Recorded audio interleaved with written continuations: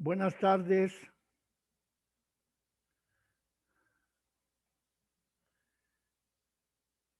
Esperamos que se conecten los dos que faltan. Agustinus, buenas tardes. Johannes, buenas tardes. Buenas tardes, Fray. Buenas tardes. Buenas tardes, padre. Augustinus. Sí, padre. Buenas tardes, Gaspar, Fray. ¿cómo estás? Buenos días. Buenas tardes. Buenos días. Buenos días, Fray. Bien, Fray.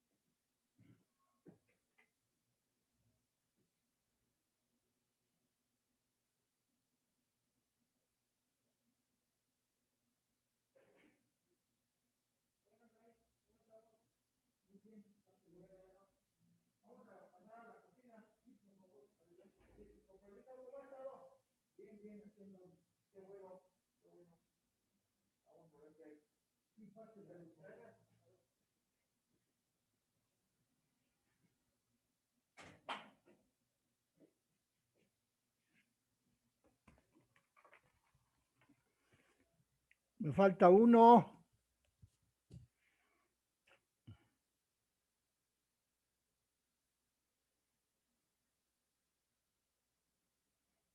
¿Sí está en casa?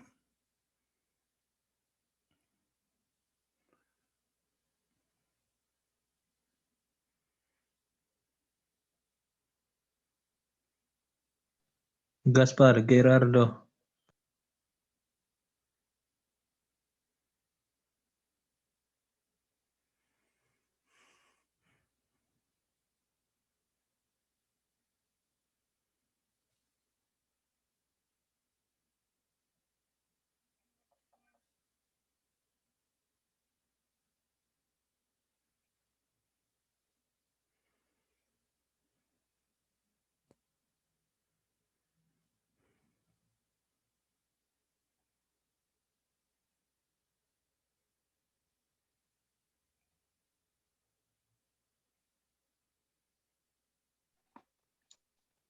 Aquí en su cuarto no está. Está abajo.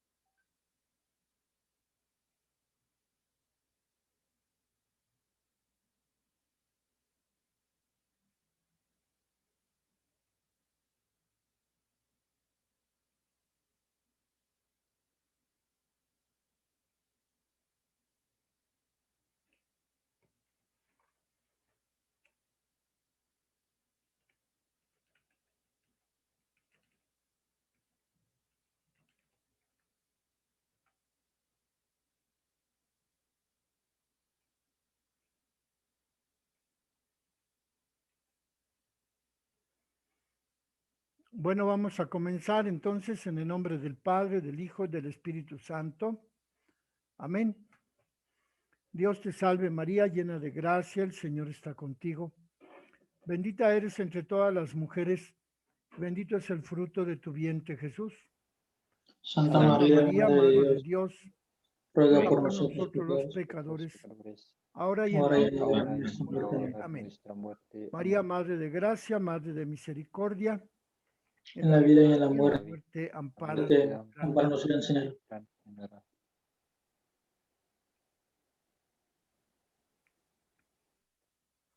Entonces estamos viendo este tema de la carta de San Pablo a los Gálatas, que comenzamos el miércoles pasado, y decíamos que esta carta fue escrita por San Pablo hacia el año 49 o 50 después de Cristo. Es decir, en el año 33 resucita Cristo y hasta después, al 49, o sea, 16 años después aproximadamente, se escribe la carta de San Pablo a los Gálatas. Y decíamos que en esta carta San Pablo habla de la filiación que Dios nos ha concedido a los creyentes, la filiación divina como una nueva situación en la que el cristiano vive, a diferencia de lo que vivían los judíos, que no se consideraban hijos de Dios. Y también en esta carta encontramos lo que dice San Pablo acerca de la plenitud de los tiempos. Dice así: al llegar la plenitud de los tiempos, envió Dios a su Hijo, nacido de mujer, nacido bajo la ley, para rescatar a los que se encontraban bajo la ley y para que recibiéramos la filiación adoptiva.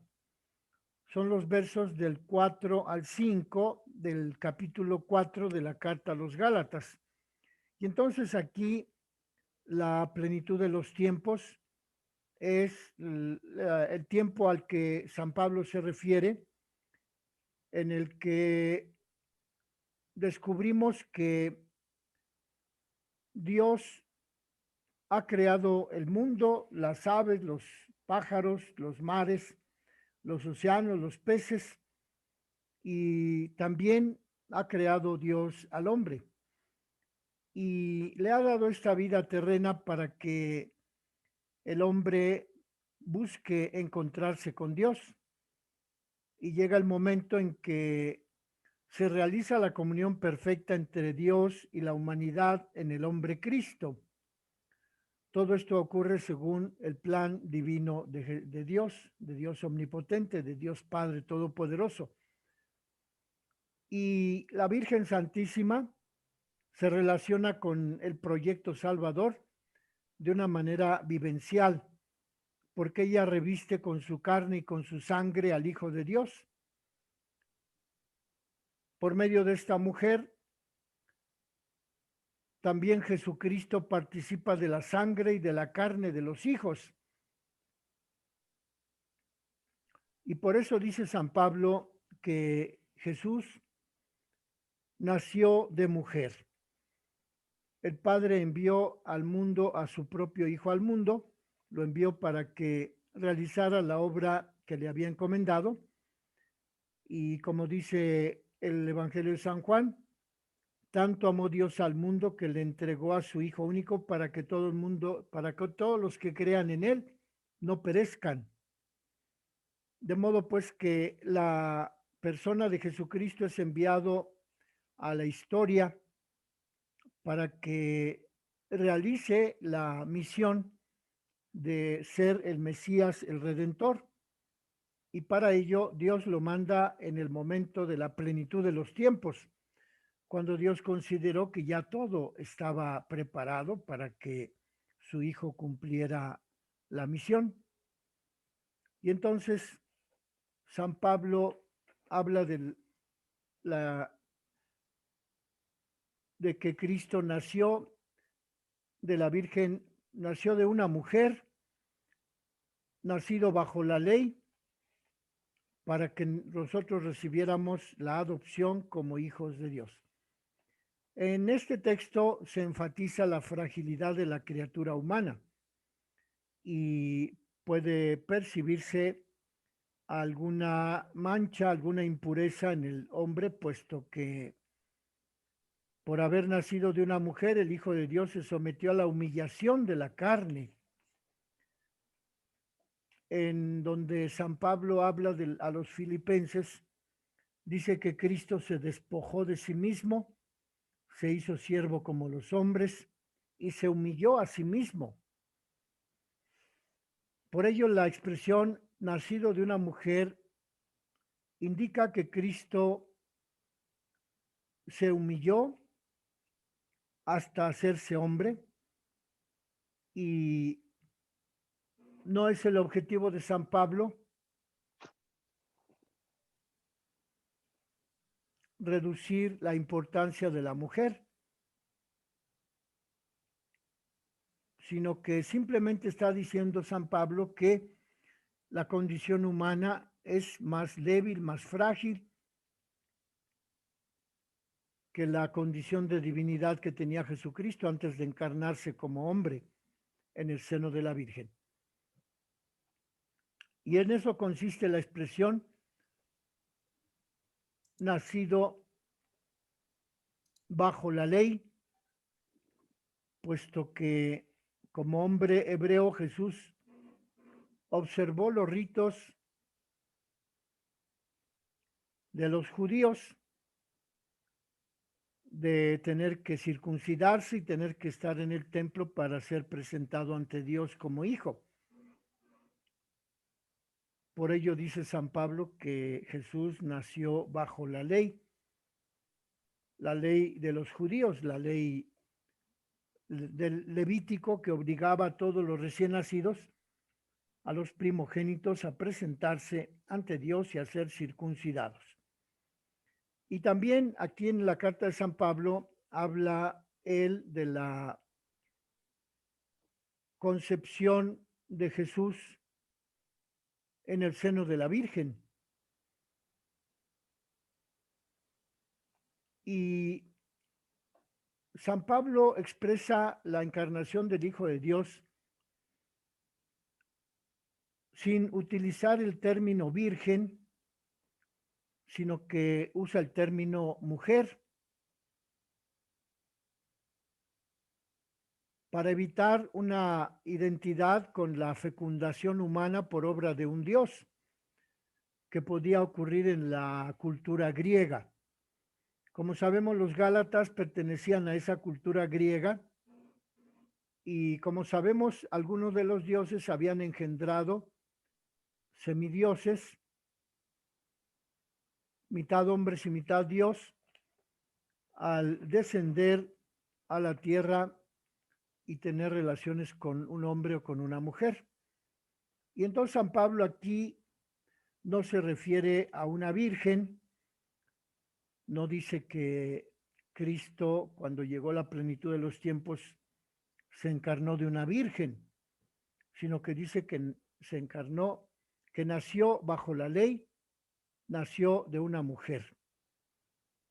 Y entonces San Pablo emplea el término mujer para sugerirnos un hecho misterioso en la concepción de Jesús en el vientre de María.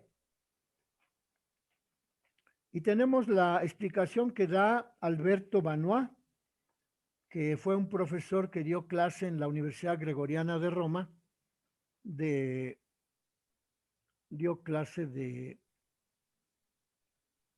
teología bíblica.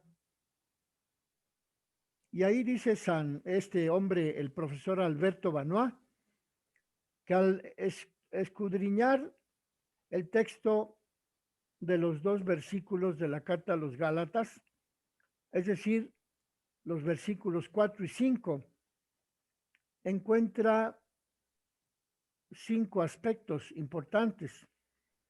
La acción divina, que consiste en enviar al Hijo a una misión.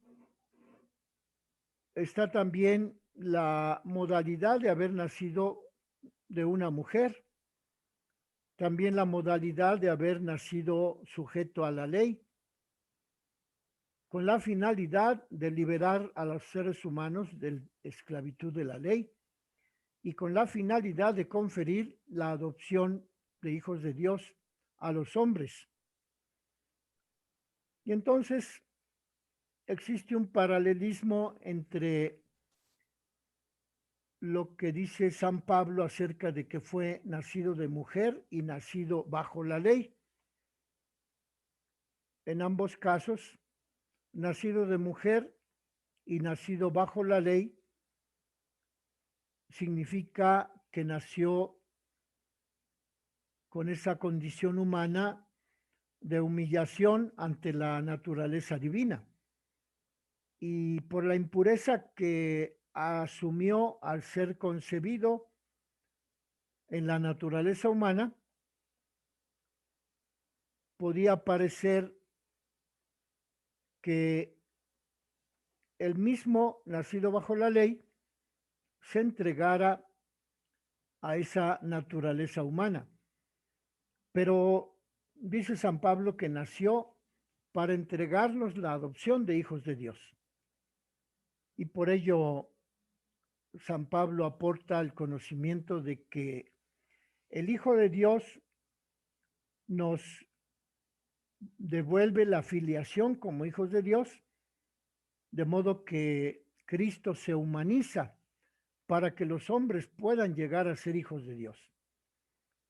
Y también nace bajo la ley para liberar a esos hombres, a todos los hombres, liberarlos de la esclavitud de la ley.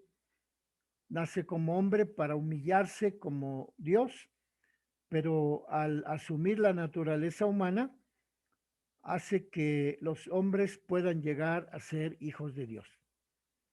De modo pues que el texto de San Pablo nos indica que Jesús es fruto de una concepción extraordinaria, semejante a la concepción de todos los seres humanos, pero no es igual. Entonces, pues tenemos esta explicación del padre Vanois, Alberto Vanois, que era profesor en la Universidad Gregoriana de Roma, en la que se nos explica esta situación de por qué Jesucristo nació bajo la ley, nacido de mujer. Y luego, al estudiar el género literario que adoptó San Pablo para describir este relato, nosotros encontramos algunas afirmaciones con las cuales se identifica esta expresión de San Pablo acerca de la infancia del Hijo de Dios. Es decir, que también en los evangelios encontramos que Cristo nació de la Virgen, tanto en el Evangelio de San Mateo como en el Evangelio de San Lucas. En el Evangelio de San Marcos no se habla de la infancia de Jesús, porque el de Marcos comienza con la predicación de Juan Evangelista en el desierto. Pero también en el Evangelio de San Juan encontramos la referencia a la naturaleza humana de Jesús y de la naturaleza divina de su concepción, sobre todo en el versículo 13 del Evangelio de San Juan, capítulo 1, versículo 13, cuando dice que él que no nació de la carne ni de la sangre ni de deseo humano, sino que nació de Dios, él nació para entregarnos la adopción de hijos de Dios.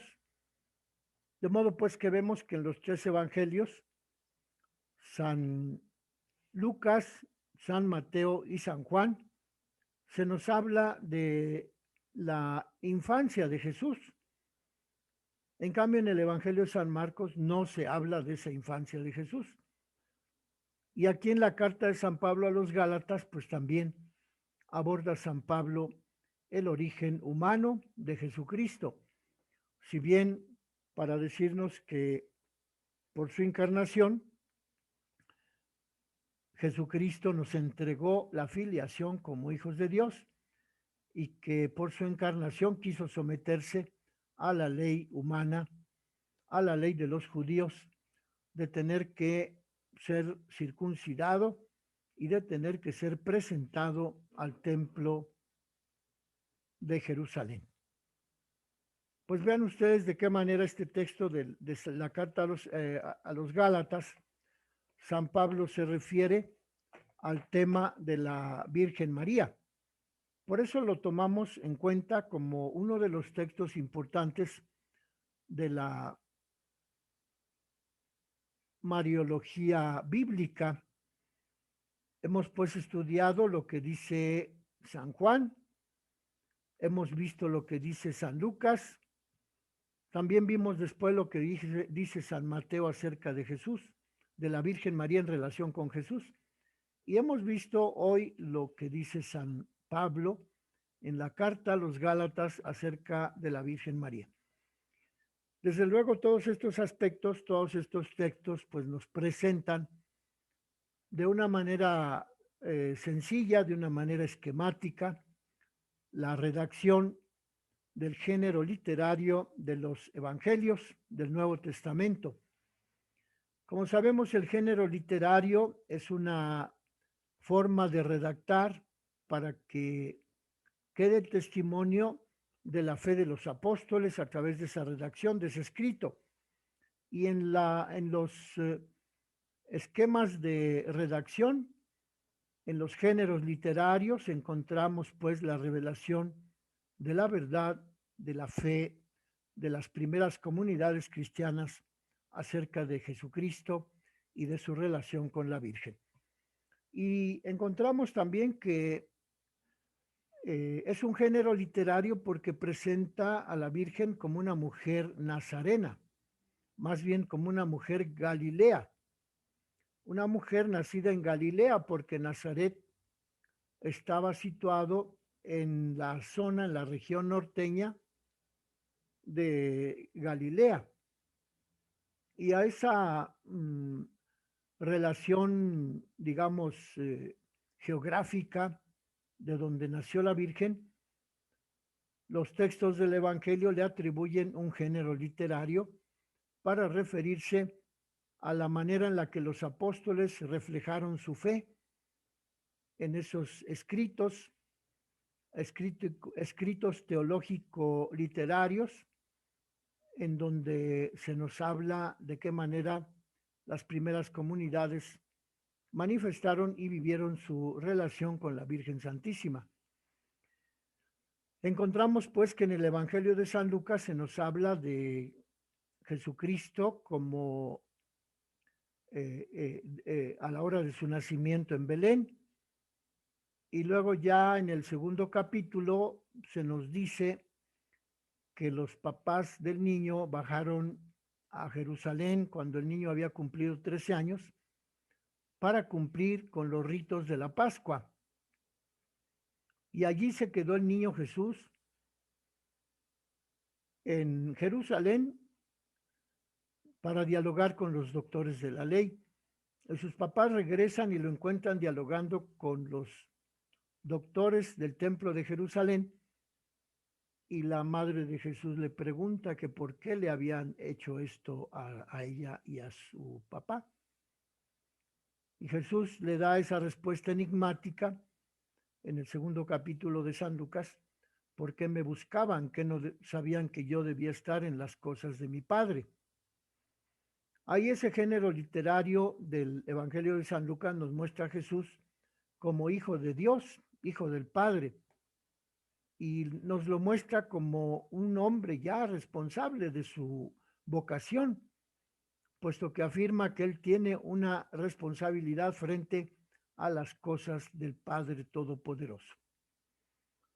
En el texto de San Mateo encontramos que el niño Jesús, después de haber sido adorado por los reyes, los magos que vinieron de Oriente, pues San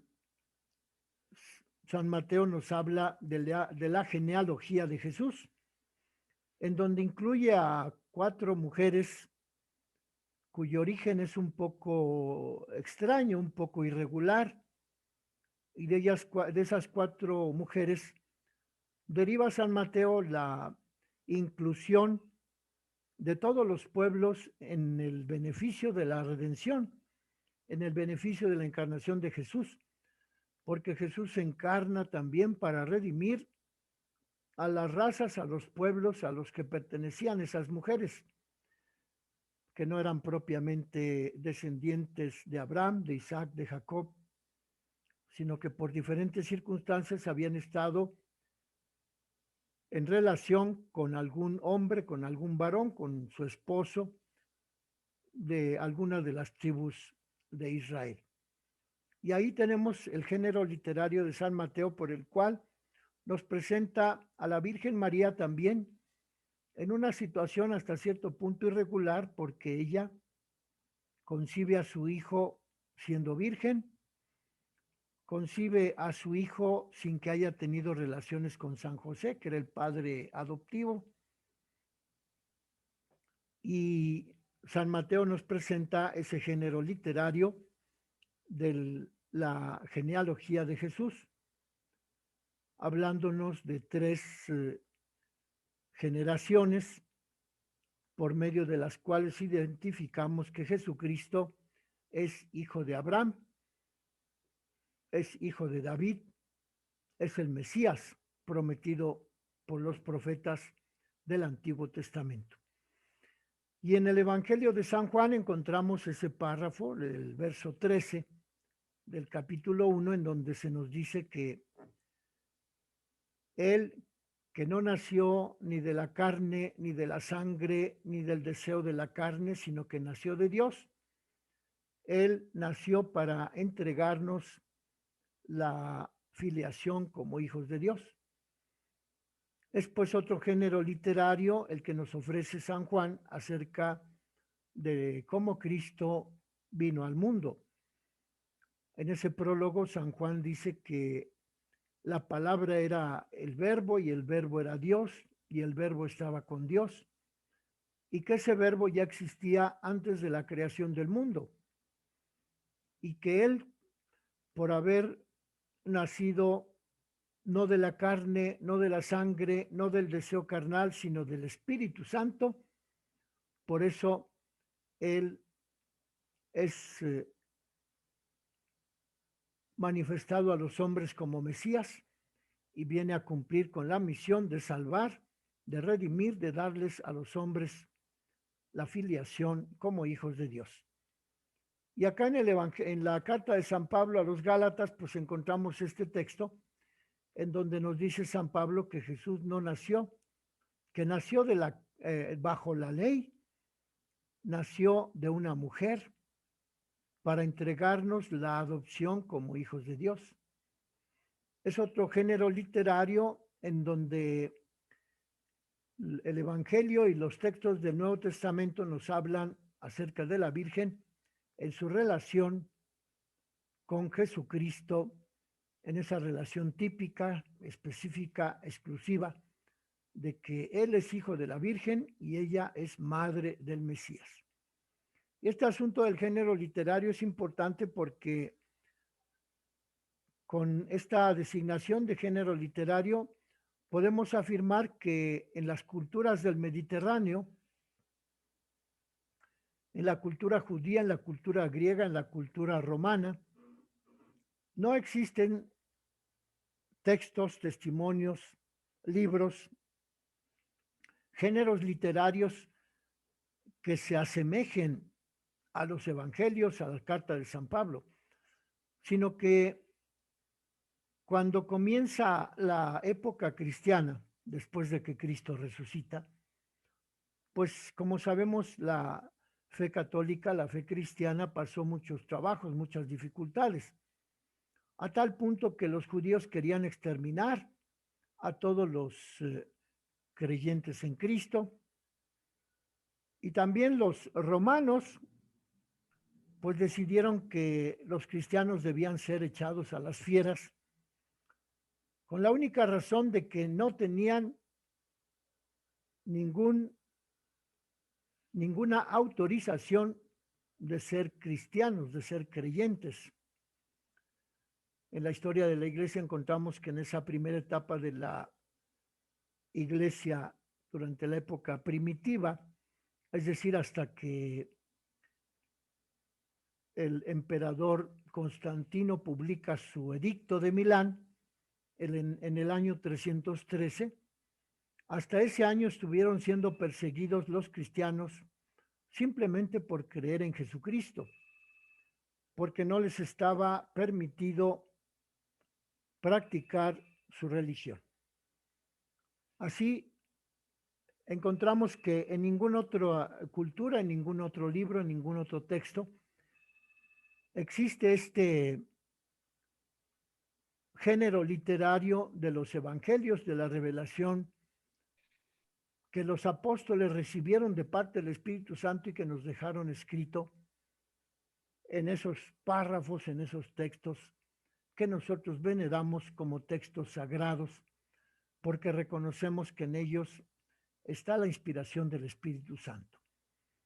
Y así podemos confrontar las otras culturas que florecieron en la cuenca del Mediterráneo, y sí podemos encontrar relatos que nos hablan de las diosas, pero la Virgen María no es descrita como diosa en los textos del Nuevo Testamento, sino que ella es descrita como ser humano, como una persona elegida por Dios, como alguien especialmente bendecida por Dios omnipotente, sobre todo en el relato que nos da San Lucas de la de la anunciación del ángel Gabriel a María, en donde le dice el ángel que ella ha sido bendecida por Dios y que el Espíritu Santo descenderá sobre ella para que su seno sea fecundado, y ella le pondrá por nombre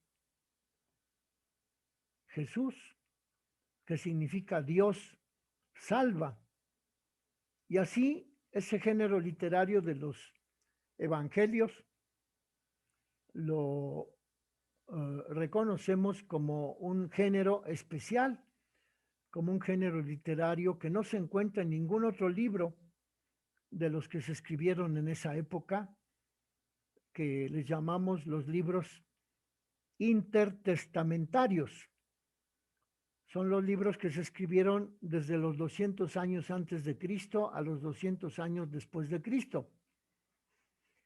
En esos 400 años hubo muchas obras, tanto romanas como griegas como judías, en las que se trata de defender la fe, la religión de cada una de esas culturas.